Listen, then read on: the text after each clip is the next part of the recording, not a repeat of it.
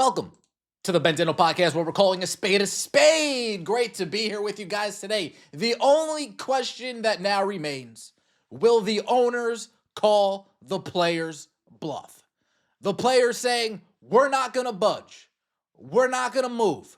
We're not going to compromise. We're not going to negotiate. Yeah, you can increase our salaries. Yeah, you can add the roster spot. Yeah, you can do all these things that make our life easier and make our wallets fatter.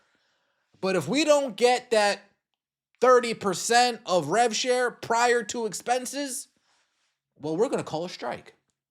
Will the owners call them at their bluff?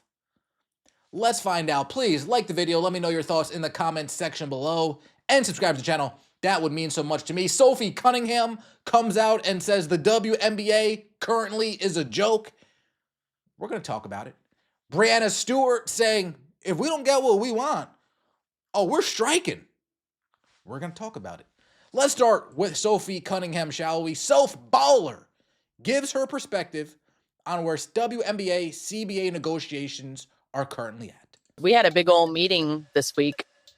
And? Negotiations are in process. To get things moving? In hopes of getting it moving, because it has not been moving at all. Both sides are kind of getting, frustrated, but I know us players are holding our ground, so it should be interesting. At the end of the day, depending on where these negotiations go, if you give these players what they want, you're going to get all the best players. Therefore, you're going to win. Therefore, your ticket sales are going to be up. Everything's going to be up. But that's what these negotiations are, is finding where that middle is. Yeah. It sucks because it's how our negotiation, all that, how that's going, it's we're the laughing stock of sports right now. I don't think that that's true, though, because you guys are in this point because things are so different than they have been. The reason no one knows what the fuck to do is because the WNBA the last 3 years has been on a whole new level than it ever was, so people are confused. Anytime you're in a position of leadership, yes, but just in a position to influence and empower other people, for some reason our league doesn't do that. Everyone wants to be the star. Our commissioner right now, even though we're not agreeing on negotiations or we're barely even talking at all, she could still go on other social media platforms and be hey, I believe in our product. I love our product, because that gives off a different feel than just not saying anything and acting like we don't exist. Yes, Sophie. Yes, absolutely. After getting ridiculed, demonized, scrutinized, maligned, bashed, destroyed, called out by the players, the first thing that crosses Kathy Engelbert's mind, how can I go and step up for all the players? How can I go on a media tour and speak so highly of all of the people that have been lighting me on fire for the last year and a half? Yeah, it's probably the first thing that crosses Kathy Engelbert's mind. Additionally, Sophie Cunningham, no disrespect, it's not the CBA negotiations that are having you guys look like a joke. It's the way the players are acting that has you guys looking like a joke. Subtweeting, changing profile pics. What are we doing? Are we children or are we adults? Are we negotiating or are we crying in a corner screaming at our parents because they're not going to give us the toy of our liking? Are we putting out statements full of emotional jib-jab, or are we being straight, concise, right to the point in our statements? Starting to get things going, well, based on what we've all seen and based on what's been reported, negotiations have been going. You guys just don't seem to be contributing in these negotiations. You said it yourself. You want what you want. The players won't move. The players won't budge. Well, then I guess, like I said earlier, will the owners call the bluff? Again, if we give the players what they want, well, that's not how negotiations really work. You don't get everything you want. You get some things you want, and some things you unfortunately don't get. Same thing with the other side. Some things that they want, and unfortunately, they don't get everything that they want. That's how negotiations work. That's how compromises work. What players? I mean, have they not had the best players in the league for the past 20-something years? And where have all those ticket sales been? Where have all those viewership and ratings been? Nowhere, in the gutter, until CeCe came in. That's why Wes, salute to you, Wes, calling a spade, brought up the last 3 years. Caitlin Clark senior year, rookie year, sophomore year. Yes, the last 3 years.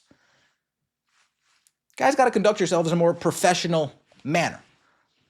Moving along, Breanna Stewart talking about the collective bargaining agreement. Let's see what Stewie had to say. For me, it's like this is the first time we're in a revenue shared model.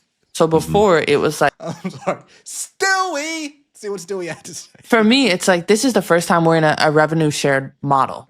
So before it was like, we had like a hard cap and we had a structure and you could have 220 max and everything else kind of trickled down. Now we're gonna like really blow that out of the water, which is incredible. But I know, like personally, as WNBA players, it's like, well, we've signed however many CBA deals before, and we just don't want to get gypped. We don't want to feel like we're signing something. Oh, okay. So you've already signed a deal. So you've already failed at the negotiation tables before. You guys don't want to fail at the negotiation tables again.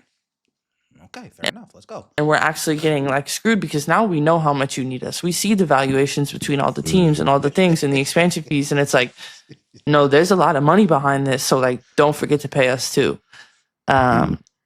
So it's just really a back and forth battle. Would you say y'all are prepared not to play this season? I know you want to, but would you say you're prepared not to play? We've approved the strike authorization vote, which means that we're able to formally lock out whenever we want because we have majority of the players' votes behind us. I think that for me personally, like the closer it gets to WNBA season, we're prepared to do it, to not play, but we don't want to. We want to play. What did she actually say here? Because it's clear as day, whatever she actually said, they cut. Whatever she said to finish this thought, they chopped it, they cutted it, they edited it, cutted it. They chopped it, they cut it, they edited, and they removed it, and we picked up somewhere else. How do you really feel, Stewie? Closer it gets to WNBA season, we're prepared to do it, to not play, but we don't want to. We want to play because we know how important it is to be on the court for a number of reasons, for the people, for the fans, for the city.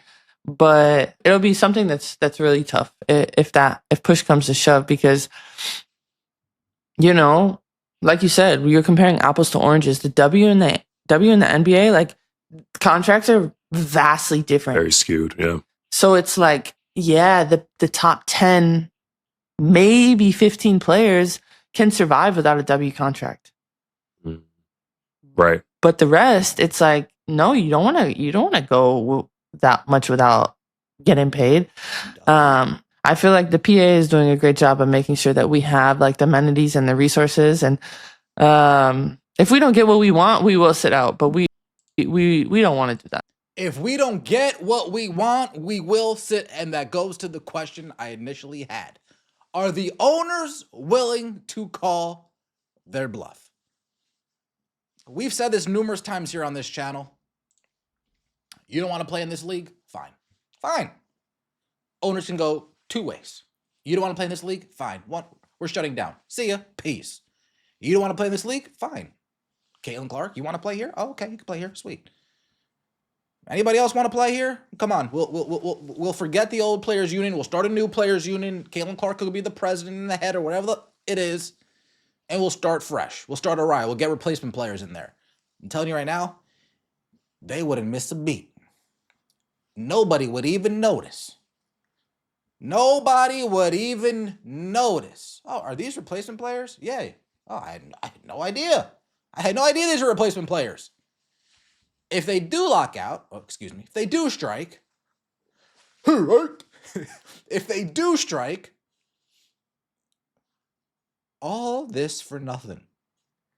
The 30 years, getting on your knees, praying to the one above, send us a savior, please. Send us the chosen one, please. The chosen one gets sent, and you guys ruin all of the momentum. It's a nasty, nasty business. Let me know what you think in the comment section below. Like the video. Subscribe to the channel. That would mean so much to me. See you next time, and as always, take it easy.